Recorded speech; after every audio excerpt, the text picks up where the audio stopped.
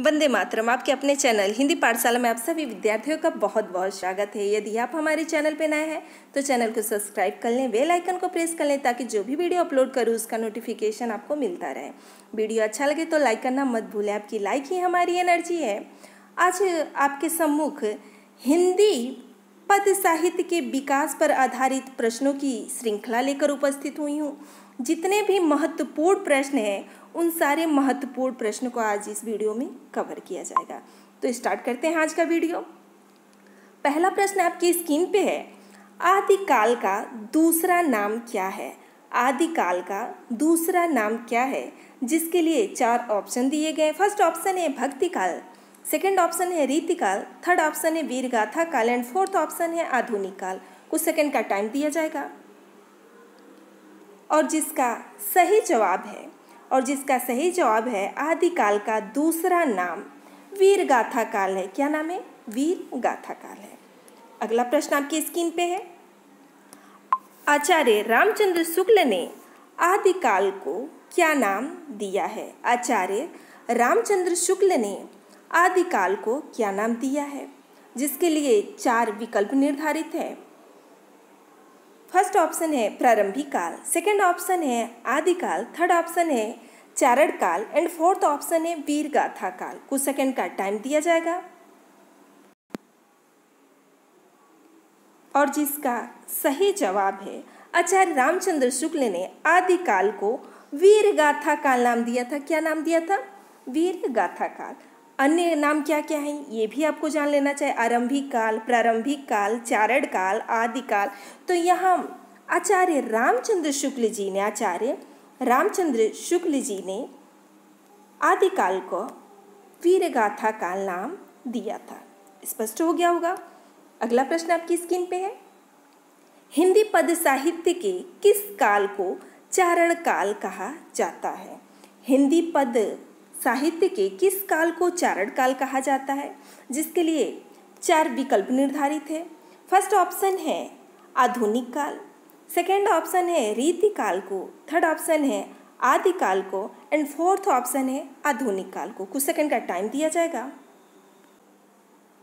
और जिसका सही जवाब है हिंदी पद साहित्य के आदिकाल को चारण काल कहा जाता है। क्या कहा जाता है? आदिकाल का ही दूसरा नाम क्या है? चारण काल है। अगला प्रश्न आपकी स्क्रीन पे उन्हीं प्रश्नों को रखा गया है जो परीक्षा में बार बार पूछे गए हैं। डिंगल पिंगल भाषा का प्रयोग किस काल में हुआ? इस क्वेश्चन के आगे आप डबल स्टार लगा लीजिए। जी हाँ, इस प्रश्न के आगे आप डबल स्टार लगा लीजिए। डिंगल पिंगल भाषा का प्रयोग किस काल में हुआ है? जिसके लिए 4 ऑप्शन है। फर्स्ट ऑप्शन है आदिकाल, सेकेंड ऑप्शन है रीतिकाल, थर्ड ऑप्शन है दोनों कालों में एंड फोर्थ ऑप्शन है उपयुक्त किसी में नहीं। कुछ सेकेंड का टाइम दिया जाएगा और जिसका सही जवाब है डिंगल पिंगल भाषा का प्रयोग आदिकाल में हुआ। किस काल में हुआ है? आदिकाल। फर्स्ट ऑप्शन बिल्कुल सही है। अगला प्रश्न आपकी स्क्रीन पे है, महत्वपूर्ण प्रश्नों की श्रृंखला ये चल रहा है। चंद्रवरदाई की रचना का नाम लिखिए। चंद्रवरदाई की रचना का नाम लिखिए। जिसके लिए 4 विकल्प निर्धारित है। फर्स्ट ऑप्शन है विशलदेव रासो, सेकेंड ऑप्शन है विजयपाल रासो, थर्ड ऑप्शन है Prithviraj Raso and fourth option है परमाल रासो। कुछ सेकेंड का टाइम दिया जाएगा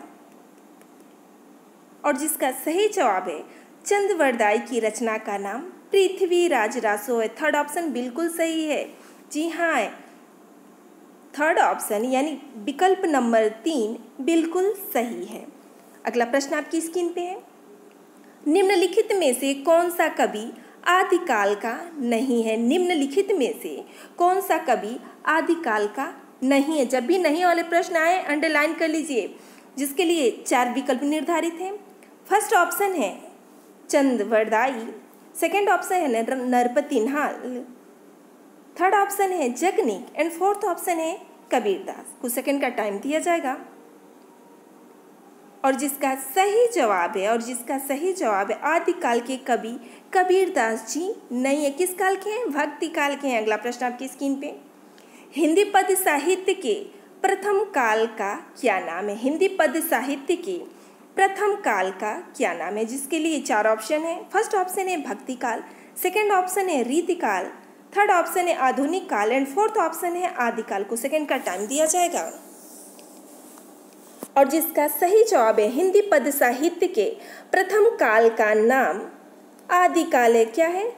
आदिकाल। प्रथम काल कौन सा? आदिकाल से ही प्रारंभ होता है, तो हिंदी पद साहित्य के प्रथम काल का नाम आदिकाल है। फोर्थ ऑप्शन बिल्कुल सही है। अगला प्रश्न आपकी स्क्रीन पे है, विजयपाल रासो के रचयिता कौन है? विजयपाल रासो के रचयिता कौन है, जिसके लिए 4 ऑप्शन दिए गए हैं। फर्स्ट ऑप्शन है चंद्रवरदाई, सेकेंड ऑप्शन है तुलसीदास, थर्ड ऑप्शन है Guru Nanak and fourth option है नल सिंह भाट। को सेकेंड का टाइम दिया जाएगा। और जिसका सही जवाब है विजयपाल रासो। विजयपाल रासो के रचयिता नल सिंह भाट हैं। फोर्थ ऑप्शन बिल्कुल सही है, नल सिंह भाट हैं। अगला प्रश्न आपकी स्क्रीन पे है, निम्नलिखित कवियों में आदिकाल का कवि है। निम्नलिखित कवियों में कौन सा कवि आदिकाल का कवि है, जिसके लिए 4 ऑप्शन दिए गए। फर्स्ट ऑप्शन है तुलसीदास, सेकेंड ऑप्शन है सच्चिदानंद हीरानंद वत्स्याय अगेन, थर्ड ऑप्शन है पद्माकर एंड फोर्थ ऑप्शन है चंद्रवरदाई। कुछ सेकेंड का टाइम दिया जाएगा। और जिसका सही जवाब है आदिकाल के कवि हैं, निम्नलिखित कवियों में आदिकाल के कवि हैं कौन है? चंद्रवरदाई। फोर्थ ऑप्शन बिल्कुल सही है। अगला प्रश्न आपके स्क्रीन पे है, भक्ति काल को कितने काव्य धाराओं में विभक्त किया गया है? भक्ति काल को कितने काव्य धाराओं में विभक्त किया गया है, जिसके लिए 4 विकल्प निर्धारित हैं।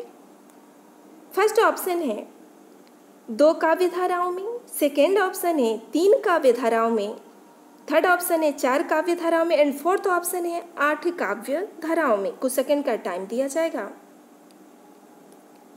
और जिसका सही जवाब है भक्ति काल को 2 काव्य धाराओं में, कितनी काव्य धाराओं में? 2 काव्य धाराओं में। कितनी काव्य धाराओं में? 2 काव्य धाराओं में। अगला प्रश्न आपकी स्क्रीन पे है, निर्गुण काव्य धारा के सर्वश्रेष्ठ कवि कौन है? इस क्वेश्चन के आगे भी डबल स्टार लगा लीजिए। जी हाँ, मोस्ट इंपोर्टेंट क्वेश्चन है। निर्गुण काव्य धारा के सर्वश्रेष्ठ कवि कौन है? निर्गुण काव्य धारा के सर्वश्रेष्ठ कवि कौन है, जिसके लिए फोर्थ ऑप्शन दिया गया है। फर्स्ट ऑप्शन है कबीरदास, सेकेंड ऑप्शन है सूरदास, थर्ड ऑप्शन है तुलसीदास एंड फोर्थ ऑप्शन है सुंदरदास। कुछ सेकेंड का टाइम दिया जाएगा। और जिसका सही जवाब है निर्गुण काव्य धारा के सर्वश्रेष्ठ कवि कबीरदास माने जाते हैं। कौन माना जाता है? कबीरदास माने जाते हैं। फर्स्ट ऑप्शन बिल्कुल सही है। अगला प्रश्न आपकी स्क्रीन पे 12वें नंबर प्रश्न की बात की जा रही है। यहाँ पे बीजक किसकी रचना है? बीजक किसकी रचना है, जिसके लिए 4 विकल्प दिए गए हैं। फर्स्ट ऑप्शन है गुरु नानक, सेकेंड ऑप्शन है सुंदरदास, थर्ड ऑप्शन है कबीरदास एंड फोर्थ ऑप्शन है मलुकदास। कुछ सेकेंड का टाइम दिया जाएगा। और जिसका सही जवाब है बीजक कबीरदास जी की रचना है। थर्ड ऑप्शन बिल्कुल सही है। अगर आपको वीडियो बहुत फास्ट लग रहा हो तो आप स्टॉप करके उसका सही जवाब दे सकते हैं। अगला प्रश्न आपकी स्क्रीन पे 13वें नंबर प्रश्न की बात की जा रही है, निम्नलिखित में से कौन सी रचना कबीरदास की नहीं है, जिसके लिए 4 विकल्प निर्धारित हैं। फर्स्ट ऑप्शन है साखी, सेकेंड ऑप्शन है शबद, थर्ड ऑप्शन है रमैनी एंड फोर्थ ऑप्शन है साहित्य लहरी। कुछ सेकेंड का टाइम दिया जाएगा। और जिसका सही जवाब है कबीरदास की रचना नहीं है, साहित्य लहरी। साहित्य लहरी किसकी रचना है? साहित्य लहरी किसकी रचना है? कमेंट बॉक्स में जरूर लिखें। अगला प्रश्न आपकी स्क्रीन पे है 14वें नंबर का प्रश्न, प्रेमाश्रय शाखा के सर्वश्रेष्ठ कवि का नाम लिखिए। प्रेमाश्रय शाखा के सर्वश्रेष्ठ कवि की बात हो रही है यहाँ पे। फर्स्ट ऑप्शन है जायसी, सेकेंड ऑप्शन है मंझन, थर्ड ऑप्शन है कुतुबन एंड फोर्थ ऑप्शन है उपर्युक्त में से कोई नहीं। कुछ सेकेंड का टाइम दिया जाएगा। और जिसका सही जवाब है प्रेमाश्रय शाखा के सर्वश्रेष्ठ कवि माने जाते हैं जायसी। कौन? मलिक मोहम्मद जायसी। कभी कभी इनका पूरा नाम पूछ लेता है। क्या नाम है? मलिक मोहम्मद जायसी। अगला प्रश्न आपकी स्क्रीन पे है निम्नलिखित में से कौन सा कवि आदिकाल का है? निम्नलिखित में से कौन सा कवि आदिकाल का है? जिसके लिए 4 विकल्प निर्धारित हैं। फर्स्ट ऑप्शन है चंद्रवरदाई, सेकेंड ऑप्शन है जगनिक और थर्ड ऑप्शन है नरपतिनाल एंड फोर्थ ऑप्शन है उपरोक्त में से सभी। कुछ सेकंड का टाइम दिया जाएगा और जिसका सही जवाब है फोर्थ ऑप्शन, यानी उपरोक्त में से सभी। जो चंद्रवरदाई लगा रहे हैं, जो चंद्रवरदाई लगा रहे हैं वो गलत है, वो वहाँ गलत हो जाएगा क्योंकि ये चारों ही ऑप्शन बिल्कुल सही है। तो फर्स्ट या सेकेंड थर्ड में से कुछ भी लगा रहे हैं तो गलत हो जाएगा। फोर्थ ऑप्शन बिल्कुल सही है। अगला प्रश्न आपकी स्क्रीन पे है। ये हिंदी पद्य साहित्य के विकास पे आधारित प्रश्नों की श्रृंखला चल रहा है। इससे पहले हम गद्य साहित्य के विकास पे आधारित प्रश्नों की श्रृंखला का भाग 1 दे चुके हैं। यदि आप देखे ना हो तो यहाँ आई बटन होगा ऊपर, यहाँ आई बटन होगा। आप आई बटन जैसे ही क्लिक करेंगे पुराने वाले वीडियोज आपको मिल जाएंगे। बढ़ते हैं अगले प्रश्न पे। 16वें नंबर प्रश्न की बात हो रही है यहाँ पे। निम्नलिखित में से कौन सा कवि सगुण काव्य धारा का कवि है? निम्नलिखित में से कौन सा कवि सगुण काव्य धारा का कवि है? जिसके लिए फोर्थ ऑप्शन है, फर्स्ट ऑप्शन है तुलसीदास, सेकेंड ऑप्शन है सूरदास, थर्ड ऑप्शन है उपरोक्त दोनों एंड फोर्थ ऑप्शन है उपरोक्त में से कोई नहीं। कुछ सेकंड का टाइम दिया जाएगा। आराम से इस प्रश्न को करिए, इंपॉर्टेंट प्रश्न है। जी हाँ, मोस्ट इंपॉर्टेंट प्रश्न है ये। और जिसका सही जवाब है थर्ड ऑप्शन बिल्कुल सही है। जो फर्स्ट या सेकेंड लगा रखा वो गलत है। यहाँ थर्ड ऑप्शन बिल्कुल सही है। तुलसीदास और सूरदास दोनों ही सगुण काव्य धारा के सर्वश्रेष्ठ कवियों के अंतर्गत आते हैं। अगला प्रश्न आपकी स्क्रीन पे है। 17वें नंबर का प्रश्न, रामचरितमानस किसकी रचना है? रामचरितमानस किसकी रचना है? मोस्ट इंपोर्टेंट क्वेश्चन, रामचरितमानस किसकी रचना है? जिसके लिए फोर्थ ऑप्शन दिए गए हैं।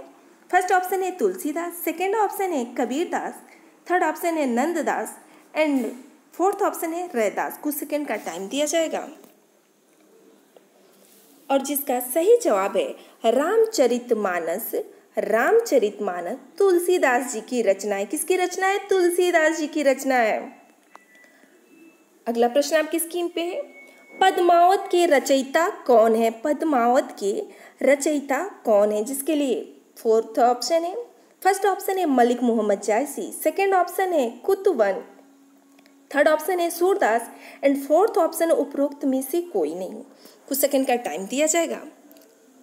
और जिसका सही जवाब है पद्मावत के रचयिता मलिक मोहम्मद जायसी हैं। जी हाँ, फर्स्ट ऑप्शन बिल्कुल सही है, मलिक मोहम्मद जायसी हैं। अगला प्रश्न आपकी स्क्रीन पे है। निम्नलिखित में से कौन सी रचना सूरदास का नहीं है? निम्नलिखित में से कौन सी रचना सूरदास का नहीं है? जिसके लिए फोर्थ ऑप्शन निर्धारित है। फर्स्ट ऑप्शन है सूर सागर, सेकेंड ऑप्शन है साहित्य लहरी, थर्ड ऑप्शन है सूर सरावली एंड फोर्थ ऑप्शन है कृष्ण गीतावली। कुछ सेकंड का टाइम दिया जाएगा। और जिसका सही जवाब है सूरदास की रचना नहीं, कृष्ण गीतावली सूरदास की रचना नहीं है। ये किसका है? ध्यान दीजिए, ये तुलसीदास जी का रचना है। बच्चे अक्सर कंफ्यूज हो जाते हैं कृष्ण का नाम सुन के, लेकिन यहाँ ध्यान दीजिए, कृष्ण गीतावली किसका है? तुलसीदास का है। तो उपयुक्त में से कौन सा कथन गलत हो जाएगा? Fourth option. जी हाँ, फोर्थ ऑप्शन गलत हो जाएगा इस क्वेश्चन के अकॉर्डिंग। अगला प्रश्न आपकी स्क्रीन पे है। विनय पत्रिका किसकी रचना है? विनय पत्रिका किसकी रचना है? जिसके लिए फोर्थ विकल्प दिए गए हैं। फोर्थ ऑप्शन है, फर्स्ट ऑप्शन है सूरदास, सेकेंड ऑप्शन है कबीरदास, थर्ड ऑप्शन है तुलसीदास एंड फोर्थ ऑप्शन है गुरु नानक देव। कुछ सेकंड का टाइम दिया जाएगा। और जिसका सही जवाब है विनय पत्रिका। विनय पत्रिका तुलसीदास जी की रचना है। किसकी रचना है? विनय पत्रिका तुलसीदास जी की रचना है। थर्ड ऑप्शन बिल्कुल सही है। अगला प्रश्न आपकी स्क्रीन पे है। सूरदास के गुरु का क्या नाम था? सूरदास के गुरु का क्या नाम था? गुरु शिष्य परंपरा से भी क्वेश्चन बन जाते हैं। तो यहाँ सूरदास के गुरु का क्या नाम था, जिसके लिए फोर्थ ऑप्शन दिए गए। फर्स्ट ऑप्शन है रामानंद, सेकंड ऑप्शन है वल्लभाचार्य, थर्ड ऑप्शन है शंकराचार्य एंड फोर्थ ऑप्शन है परमानंद दास।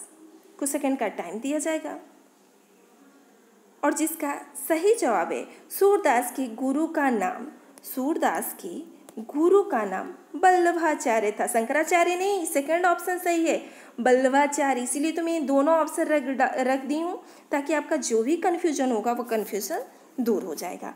तो सूरदास के गुरु का क्या नाम है, वल्लभाचार्य। अगला प्रश्न आपकी स्क्रीन पे है, 22वें नंबर की प्रश्न की बात हो रही है। तुलसीदास के गुरु का क्या नाम था, तुलसीदास के गुरु का क्या नाम था, जिसके लिए फोर्थ ऑप्शन है। फर्स्ट ऑप्शन है रामानंद, सेकंड ऑप्शन है नरहरि दास, थर्ड ऑप्शन है परमानंद दास एंड फोर्थ ऑप्शन है उपरोक्त में से कोई नहीं। कुछ सेकंड का टाइम दिया जाएगा और जिसका सही जवाब है तुलसीदास के गुरु का नाम नरहरि दास था। कहीं कहीं नरहरियानंद भी रहता है तो आप कंफ्यूज नहीं होंगे, नरहरि दास अथवा नरहरियानंद एक ही है, दोनों में अंतर नहीं है। तो तुलसीदास के गुरु का क्या नाम था, नरहरि दास। अगला प्रश्न आपकी स्क्रीन पे, इससे पहले आप कमेंट बॉक्स में लिखिए कि कबीरदास के गुरु का क्या नाम था। अगला प्रश्न आपकी स्क्रीन पे है, 23वें नंबर का प्रश्न है, रामचरितमानस की भाषा क्या है, रामचरितमानस की भाषा क्या है, जिसके लिए 4 विकल्प निर्धारित है। फर्स्ट ऑप्शन है अवधी भाषा, सेकंड ऑप्शन है ब्रज भाषा, थर्ड ऑप्शन है खड़ी बोली एंड फोर्थ ऑप्शन है संस्कृत भाषा। कुछ सेकंड का टाइम दिया जाएगा और जिसका सही जवाब है रामचरितमानस की भाषा अवधी भाषा है, रामचरितमानस की भाषा अवधी भाषा है। फर्स्ट ऑप्शन बिल्कुल सही है, जी हाँ आपका भी सही है। अगला प्रश्न आपकी स्क्रीन पे है, रामचरितमानस में कुल कितने कांड हैं, रामचरितमानस में कुल कितने कांड हैं। प्रश्न दो तरह से बनता है, रामचरितमानस में कांडों की संख्या कितनी है अथवा रामचरितमानस में कुल कितने कांड हैं, जिसके लिए फोर्थ ऑप्शन निर्धारित है। फर्स्ट ऑप्शन है 3 कांड, सेकंड ऑप्शन है 5 कांड, थर्ड ऑप्शन है 7 कांड एंड फोर्थ ऑप्शन है 9 कांड। कुछ सेकंड का टाइम दिया जाएगा और जिसका सही जवाब है रामचरितमानस में कुल 7 कांड है। थर्ड ऑप्शन बिल्कुल सही है, थर्ड ऑप्शन बिल्कुल सही है। अगला प्रश्न आपकी स्क्रीन पे, निम्नलिखित रचनाओं में से कौन सी रचना तुलसीदास का नहीं है, निम्नलिखित रचनाओं में से कौन सी रचना तुलसीदास का नहीं है, जिसके लिए फोर्थ ऑप्शन निर्धारित है। फर्स्ट ऑप्शन है कृष्ण गीतावली, सेकेंड ऑप्शन है विनय पत्रिका, थर्ड ऑप्शन है रामचरितमानस एंड फोर्थ ऑप्शन है राग गोविंद। कुछ सेकंड का टाइम दिया जाएगा और जिसका सही जवाब है राग गोविंद तुलसीदास जी की रचना नहीं, ये किसकी रचना है, मीराबाई की रचना है। किसकी है, मीराबाई का। अगला प्रश्न आपकी स्क्रीन पे है, निम्नलिखित कवियों में कौन सा कवि रीतिकाल का कवि नहीं है, निम्नलिखित कवियों में कौन सा कवि रीतिकाल का कवि नहीं है, जिसके लिए 4 ऑप्शन दिए गए हैं। फर्स्ट ऑप्शन है केशवदास, सेकंड ऑप्शन है बिहारी लाल, थर्ड ऑप्शन है घनानंद एंड फोर्थ ऑप्शन है रसखान। कुछ सेकंड का टाइम दिया जाएगा और जिसका सही जवाब है रसखान रीतिकाल के कवि न होकर भक्ति काल के कवि हैं। किस काल के, भक्ति काल के कवि हैं। तो यहाँ फोर्थ ऑप्शन है, इस क्वेश्चन के अकॉर्डिंग फोर्थ ऑप्शन बिल्कुल सही है। अगला प्रश्न आपकी स्क्रीन पे है, निम्नलिखित कवियों में से कौन सा कवि रीतिकाल का कवि है, निम्नलिखित कवियों में से कौन सा कवि रीतिकाल का कवि है, जिसके लिए फोर्थ विकल्प निर्धारित है। फोर्थ विकल्प दिए गए हैं यहाँ पे। फर्स्ट ऑप्शन है देव, सेकंड ऑप्शन है राम नरेश त्रिपाठी, थर्ड ऑप्शन है तुलसीदास एंड फोर्थ ऑप्शन है केदारनाथ सिंह। कुछ सेकंड का टाइम दिया जाएगा और जिसका सही जवाब है कि निम्नलिखित कवियों में से रीतिकाल के कवि देव है। फर्स्ट ऑप्शन बिल्कुल सही है। अगला प्रश्न आपकी स्क्रीन पे है, 28वें नंबर प्रश्न की बात की जा रही है यहाँ पे, तुलसीदास जी ने अपनी रचना किस भाषा में की है। अथवा एक प्रश्न इस प्रकार भी बना है, तुलसीदास जी की रचना अन्य किन किन भाषाओं में है, जिसके लिए फोर्थ ऑप्शन दिए गए हैं। फर्स्ट ऑप्शन है ब्रज भाषा, सेकंड ऑप्शन है अवधी भाषा, थर्ड ऑप्शन है दोनों भाषाओं में एंड फोर्थ ऑप्शन है उपरोक्त में से किसी भाषा में नहीं। कुछ सेकंड का टाइम दिया जाएगा। और जिसका सही जवाब है, जो भी बच्चे अवधि अथवा ब्रज लगाएं वो दोनों ही गलत है, दोनों ही गलत हो जाएगा, क्योंकि इन्होंने दोनों ही भाषाओं का प्रयोग किया है, ब्रज भाषा का भी और अवधि भाषा की। इस क्वेश्चन के अकॉर्डिंग थर्ड को ऑप्शन बिल्कुल सही हो जाएगा। तुलसीदास जी ने अपनी रचनाओं में ब्रज भाषा और अवधि भाषा दोनों भाषाओं का प्रयोग किया है। अगला प्रश्न आपकी स्क्रीन पे है, बिहारी लाल रीतिकाल की किस काव्यधारा के कवि हैं? Most important question. रीतिकाल, बिहारी लाल रीतिकाल की किस काव्यधारा के कवि हैं, जिसके लिए फोर्थ ऑप्शन निर्धारित है। फर्स्ट ऑप्शन है रीतिबद्ध काव्यधारा, सेकेंड ऑप्शन है रीतिमुक्त काव्यधारा, थर्ड ऑप्शन है रीतिसिद्ध काव्यधारा एंड फोर्थ ऑप्शन है उपरोक्त में से कोई नहीं। कुछ सेकंड का टाइम दिया जाएगा। और जिसका सही जवाब है बिहारी लाल रीति काल के रीति सिद्ध काव्यधारा के कवि हैं। थर्ड विकल्प यानी थर्ड ऑप्शन बिल्कुल सही है। बिहारी लाल रीति काल के रीति सिद्ध काव्यधारा के कवि हैं। अगला प्रश्न आपकी स्क्रीन पे है, तीसरे नंबर प्रश्न की बात की जा रही है। रीतिबद्ध काव्यधारा के किन्हीं दो कवियों के नाम बताइए। रीतिबद्ध काव्यधारा के किन्हीं दो कवियों के नाम बताइए, जिसके लिए फोर्थ ऑप्शन निर्धारित है। फर्स्ट ऑप्शन है केशवदास, सेकेंड ऑप्शन है भूषण, थर्ड ऑप्शन है उपरोक्त में से दोनों एंड फोर्थ ऑप्शन है कोई नहीं। कुछ सेकंड का टाइम दिया जाएगा। और जिसका सही जवाब है रीतिबद्ध काव्यधारा के किन्हीं दो कवियों में केशवदास और भूषण दोनों ही रीतिबद्ध काव्यधारा के कवि हैं। प्रश्न ये भी बन सकता है कि रीतिबद्ध काव्यधारा के किन्हीं दो कवियों के नाम बताइए, अथवा इनमें से कौन रीतिबद्ध काव्यधारा के कवि हैं।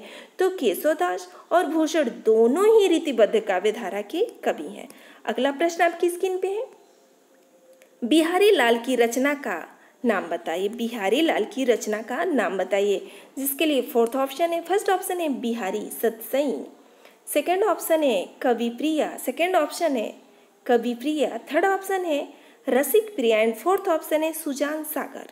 कुछ सेकंड का टाइम दिया जाएगा। और जिसका सही जवाब है बिहारी लाल की रचना का नाम बिहारी सतसई। आसान सा प्रश्न, लेकिन एग्जाम में कई बार बना है ये प्रश्न।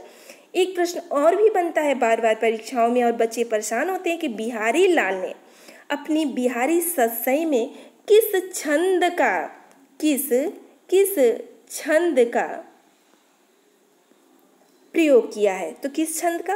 दोहा छंद का। जी हाँ, बिहारी के दोहे के भी ना, तो दोहा छंद का। आपने पढ़ा होगा बिहारी लाल के दोहे, तो किस छंद का प्रयोग किया है? दोहा छंद का प्रयोग किया है।